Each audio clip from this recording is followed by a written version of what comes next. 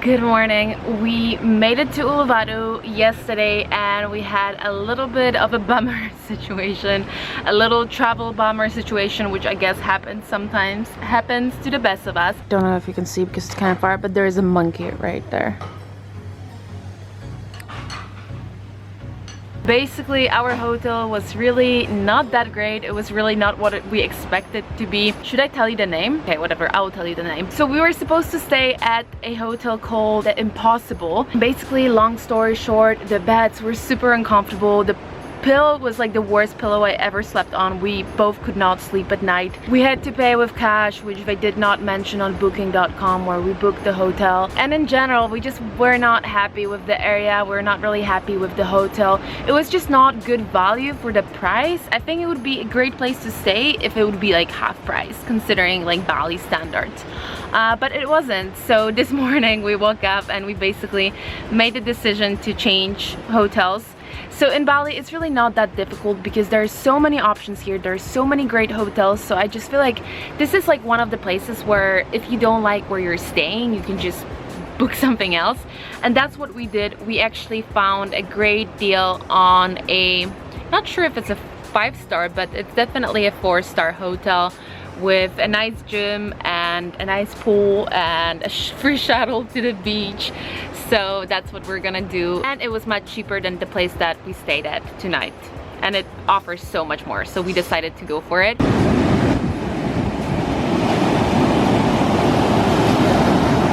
And right now we're having breakfast at this really cute restaurant. I found this place yesterday when we arrived. It was really late at night and I was super hungry, and I came here and I sat down, and then they told me that the kitchen has been closed for like 20 minutes because it was already like 10 p.m. or something.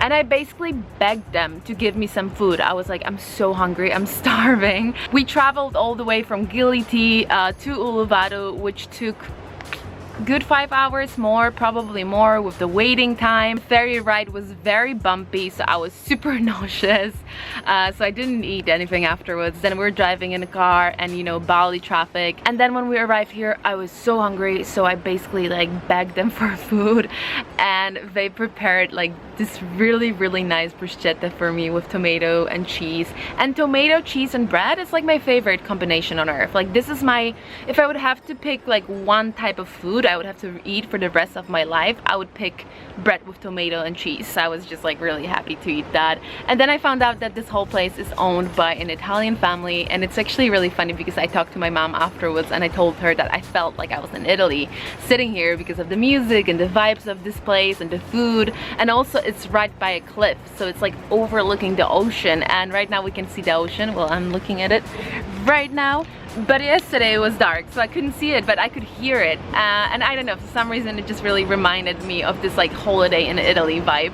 And then it turned out that this place is actually owned by an Italian family. So we're gonna have some breakfast now. I just ordered my pancakes and my Balinese coffee, and then we're gonna head to the new hotel, and hopefully this one is not gonna turn out to be a disappointment as well.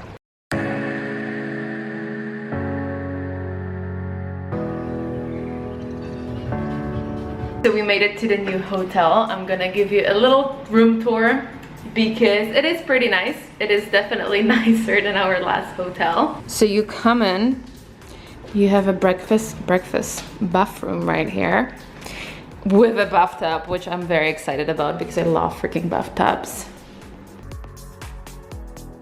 The room comes with a free net. She was included. The bed, the TV, there's a kettle. There was no kettle in our previous room, which I wasn't very excited about because I like drinking coffee in the morning. And then this is the view, and this is the little outdoor area.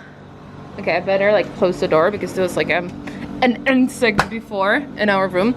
And we have a pool right here. So I don't know if you can tell, but this is definitely a bigger hotel. It is a very big hotel. It's a resort. It is like probably a place that you choose if you come with a family or if you care about staying in resorts. This is apparently 5-star. I would say for me it's more like 4.5 vibe, but the price was super affordable. I feel like it's nice because this is very different to what we have done so far. We obviously stayed in more like affordable hotels and smaller hotels. So it's nice to, you know, try this. And basically Uluwatu is like the place in Bali where you have the best hotels, the best like big resorts are here.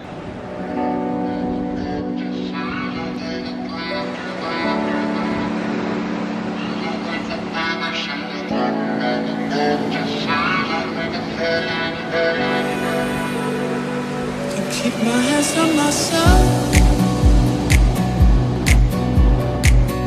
Think I'll dust them off, put them back up on the shelf.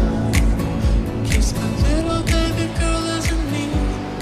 So the first thing you have to know if you want to come to Uluwatu is that the beaches are very different here compared to Canggu, Seminyak, Kuta, and this whole area. Basically, beaches here are much shorter, much smaller. So we are at the Dreamland Beach right now, and this is like probably the biggest beach in the region, definitely one of the biggest.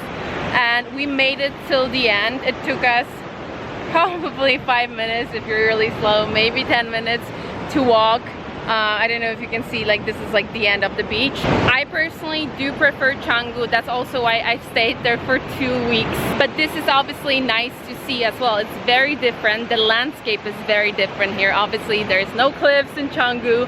So that is, I mean, that is really beautiful and nice to see. Waves are big as everywhere in Bali. That's another thing you have to know about Bali. Bali is known for pretty strong current and very big waves. You have to be a good swimmer, and like being a good swimmer is one thing, but other thing is that like you just have to know how to behave. When I was surfing in Bali a couple of years back, my surfing instructor told me that it apparently happens a lot, unfortunately, that tourists swim too far or they just get into the water without really knowing how to behave, and unfortunately there are a lot of accidents.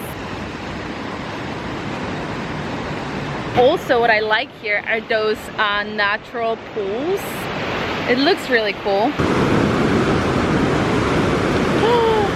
Oh my god.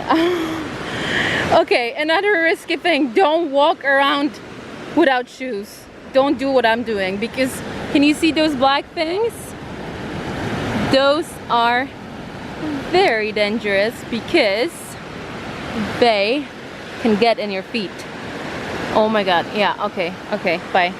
Bye.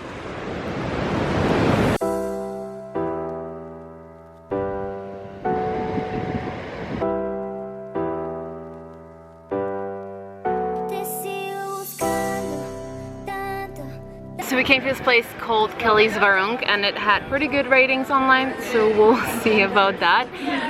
Basically the best thing about it is that this is our table and this is the view from the table. So I mean, cannot complain about the view. Even I cannot complain about the view. Got the food, Nat got a falafel wrap and I got a vegetarian nasi goreng with some tofu, egg and chips, and the view. The thing about Uluwatu is that, don't get me wrong, I'm not saying that there is no good restaurants here. There are, but they're scattered and there are not as many as in Canggu, Seminyak area. And when you're in Canggu, Seminyak, it's basically difficult to decide where to go. Here we had to do quite a walk, like we had to walk for quite a bit to get to this place, because we had to walk for rocks, that's true.